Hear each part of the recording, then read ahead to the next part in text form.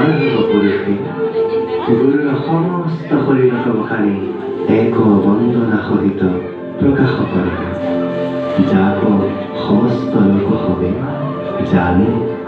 ওহি বন্দনাৰ বাজে গুৰুৰ সমস্ত গুণাৰ কীৰ্তন কৰে। সেই লোকসম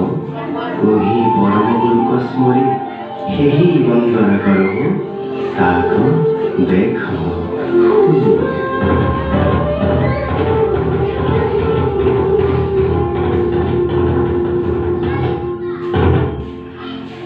শ্রীমন্ত শঙ্কৰ হৰি ভকত জানা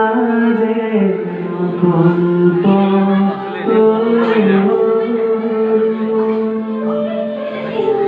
তাহান্ত বিলাই নাই নাই নাই আমার